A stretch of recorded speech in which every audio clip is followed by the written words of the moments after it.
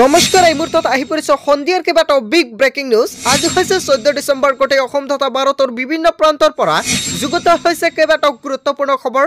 এনেবোৰ খবৰ নিতৌ পাই থাকিবলৈ চেনেলটো ছাবস্ক্ৰাইব কৰি ভিডিঅ'টিত এটা লাইক কৰিবলৈ নাপাহৰিব। আজিৰ আমাৰ প্ৰথমটো খুবেই গুৰুত্বপূৰ্ণ খবৰ হৈছে এটা ডাঙৰ খবৰ। হয় বন্ধু বান্ধৱীসকল, কিশোৰী ধৰ্ষণৰ গোচৰত আদালতত দোষী সাব্যস্ত হ'ল বিজেপিৰ বিধায়ক। এই মুহূৰ্তত অসমবাসী ৰাজ্যক চলাইছোঁ বিগ আপডেট, কিয়নো উত্তৰ প্ৰদেশৰ বিজেপিৰ বিধায়ক ৰামদুলাল সিং গণ্ডুৰ কাণ্ডই নাক কাটিলে যোগী চৰকাৰৰ আৰু বুধবাৰে গোচৰটোৰ শুনানি গ্ৰহণ কৰি ৰায়দান প্ৰদান কৰিছে স্থানীয় সত্ৰ ন্যায়াধীশ আদালতে।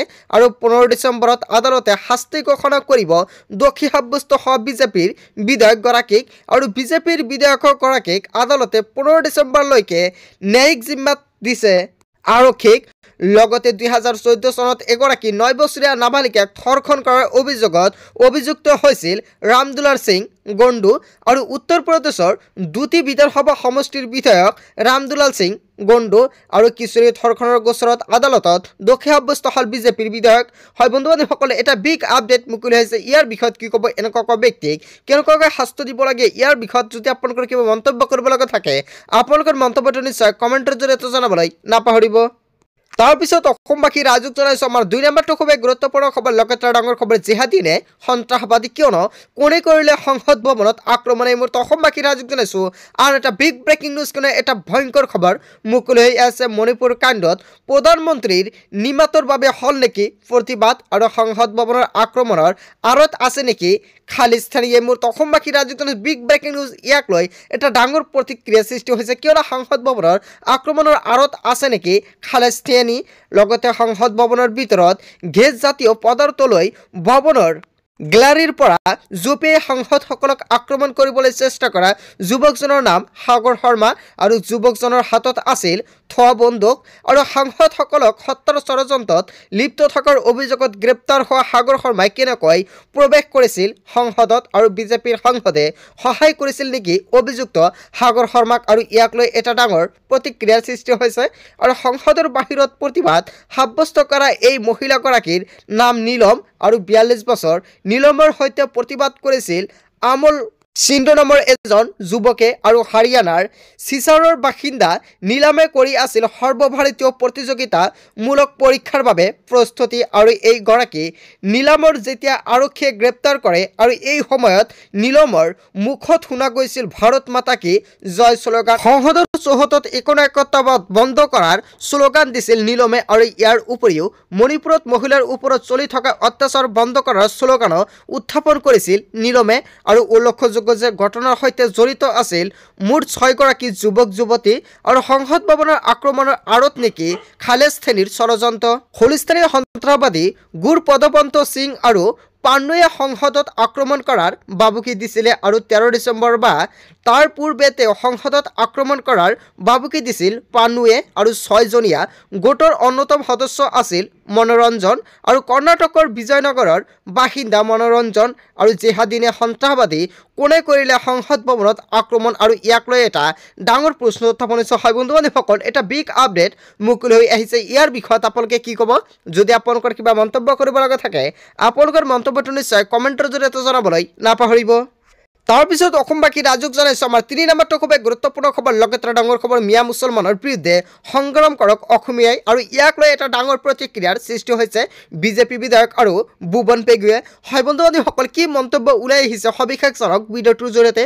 বাংলাদেশী মূলৰ মিয়া মুছলমানৰ আগ্ৰাসন সন্দৰ্ভত উদ্বিগ্ন বিজেপি বিধায়ক ভুৱন পেগু। আৰু খিলঞ্জীৰ 1 ইঞ্চি ভূমিও মিয়া বাংলাদেশীয়ে মুছলমানক বিক্ৰী নকৰিব বুলি হুংকাৰ প্ৰদান কৰিছে। বাংলাদেশী মিয়া মুছলমানৰ আগ্ৰাসনে সংকট আনিব খিলঞ্জীয়লৈ। বাংলাদেশী মূলৰ মিয়া মুছলমানৰ বিৰুদ্ধে সোচ্চাৰ বিজেপি বিধায়ক ভুৱন পেগুৰ। আৰু মিয়া মুছলমানৰ আগ্ৰাসনত বাধা দিবলৈ অসমীয়া ৰাইজক আহ্বান জনাইছে পেগুৱে। আৰু ইতিমধ্যে মিয়া মুছলমানক মাটি বিক্ৰী নকৰিবলৈ মুখ্যমন্ত্ৰীয়ে আহ্বান জনাইছিল খিলঞ্জীয়সকলক। আৰু ইয়াক লৈ এটা ডাঙৰ প্ৰতিক্ৰিয়াৰ সৃষ্টি হৈছে। হয় বন্ধু বান্ধৱীসকল, এটা বিগ আপডেট মুকলি হৈ আহিছে। ইয়াৰ বিষয়ত আপোনালোকে কি ক'ব, যদি আপোনালোকৰ কিবা মন্তব্য কৰিব লগা থাকে আপোনালোকৰ মন্তব্যটো নিশ্চয় কমেণ্টৰ জৰিয়তে জনাবলৈ নাপাহৰিব।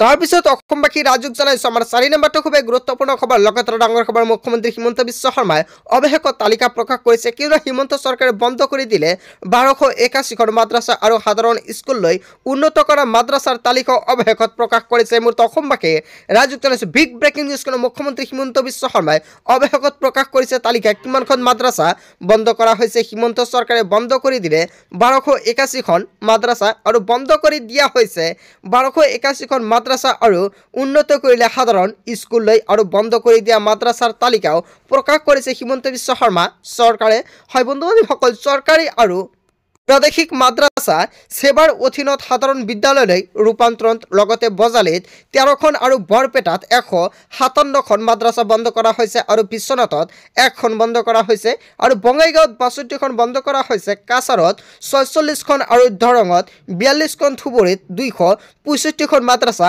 বন্ধ কৰা হৈছে গোৱালপাৰাত 98খন গোলাঘাটত 2খন আৰু হাইলাকান্দিত 86খন বন্ধ কৰা হৈছে আৰু খোজাত 35খন যোৰহাটত 1খন আৰু কামৰূপ মেট্ৰত 1খন আৰু শিৱসাগৰত 2খন আৰু কামৰূপত 56খন আৰু কৰিমগঞ্জত 44খন আৰু লক্ষীপুৰত 17খন মাদ্ৰাসা বন্ধ কৰা হৈছে লগতে মৰিগাঁৱত 65খন নগাঁৱত 164খন আৰু নলবাৰীত 26খন শোণিতপুৰত 5খন মাদ্ৰাসা বন্ধ কৰা হৈছে আৰু দক্ষিণ হালমাৰাত 74খন মাদ্ৰাসা উন্নত কৰা হল সাধাৰণ স্কুললৈ হিমন্ত চৰকাৰে বন্ধ কৰি দিলে 1281খন মাদ্ৰাসা হয় বন্ধুসকল ইয়াক লৈ এটা ডাঙৰ প্ৰতিক্ৰিয়া সৃষ্টি হৈছে ইয়াৰ বিষয়ত আপোনালোকে কি ক'ব যদি আপোনালোকৰ কিবা মন্তব্য কৰিব লগা থাকে আপোনালোকৰ মন্তব্যটো নিশ্চয় কমেন্টৰ জৰিয়তে জনাবলৈ নাপাহৰিব তাৰপিছত অসমবাসী ৰাজ্যক জনাইছো আমাৰ 5 নম্বৰটো খুবেই গুৰুত্বপূৰ্ণ খবৰ লগাতাৰ ডাঙৰ খবৰ নাথাকিব ভূমি নাপাব হিতাধিকাৰী আঁচনি আৰু অবৈধ বিদেশীক লৈ গুৱাহাটী উচ্চ ন্যায়ালয়ৰ নিৰ্দেশ এই মুহূৰ্তত অসমবাসী ৰাজ্যক জনাইছো আন এটা বিগ ব্ৰেকিং নিউজ কোনো আন এটা গুৰুত্বপূৰ্ণ খবৰ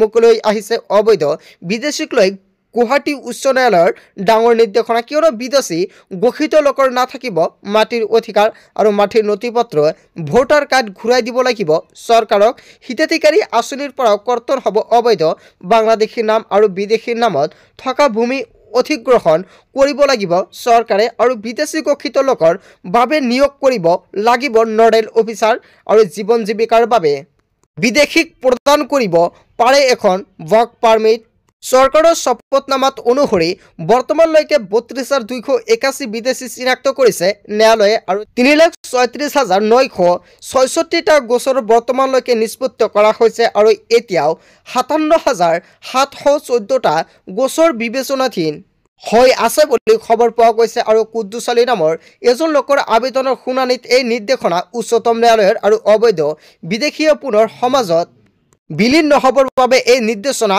ন্যায়ালয়ৰ আৰু অবৈধ বিদেশীক লৈ গুৱাহাটী উচ্চ ন্যায়ালয়ৰ ডাঙৰ নিৰ্দেশনা হয় বন্ধুসকল এটা বিগ আপডেট মুকলি হৈ আহিছে ইয়াৰ বিষয়ত আপোনালোকে কি ক'ব যদি আপোনালোকৰ কিবা মন্তব্য কৰিব লগা থাকে আপোনালোকৰ মন্তব্যটো নিশ্চয় কমেন্টৰ জৰিয়তে জনাবলৈ নাপাহৰিব তাৰপিছত অসমবাসী ৰাজ্যক জনাইছো আমাৰ 6 নম্বৰটো খুবেই গুৰুত্বপূৰ্ণ খবৰ লগাতাৰ ডাঙৰ খবৰ ৰাজ্যপাল হৈ RSSৰ বৈঠক লৈ যোৱাটো উচিত নেকি এই মুহূৰ্তত অসমবাসী ৰাজ্যক জনাইছো আন এটা বিগ ব্ৰেকিং নিউজ কোনো আন এটা ডাঙৰ খবৰ মুকলি হৈ আহিছে কেৰেলাৰ ৰাজ্য প্ৰশ্ন কেৰেলাৰ মুখ্যমন্ত্ৰী কিয়নো ৰাজ্যপাল হয় RSSৰ বৈঠক লৈ যোৱা উচিত নেকি এনেকৈ প্ৰশ্ন কৰিছে মুখ্যমন্ত্ৰীগৰাকীয়ে আমাক ধমক দিয়াৰ চেষ্টা নকৰিব এনেকৈ হুংকাৰ প্ৰদান কৰিছে কেৰেলাৰ বিত্ত সংকটক লৈ মন্তব্য কৰিছিল কেৰেলাৰ ৰাজ্যপালে আৰু চৰকাৰক দোষাৰোপ কৰি ৰাজ্যপালে কৰিছিল মন্তব্য আৰু দিল্লীত RSSৰ বৈঠকত ৰাজ্যপালৰ মন্তব্যৰ পিছতে ক্ষোভিত মুখ্যমন্ত্ৰী পিনাৰায় বিজয়নৰ কেৰেলাৰ ৰাজ্যপালক প্ৰশ্ন কেৰেলাৰ মুখ্যমন্ত্ৰী হয় বন্ধুসকল এটা বিগ আপডেট লগতে এটা ডাঙৰ খবৰ মুকলি আহিছে ইয়াৰ বিষয়ত আপোনালোকে কি ক'ব যদি আপোনালোকৰ কিবা মন্তব্য কৰিব লগা থাকে আপোনালোকৰ মন্তব্যটো নিশ্চয় কমেন্টৰ জৰিয়তে জনাবলৈ নাপাহৰিব তাৰপিছত অসমবাসী ৰাজ্যক জনাইছো আমাৰ 7 নম্বৰটো খুবেই গুৰুত্বপূৰ্ণ খবৰ লগতে ডাঙৰ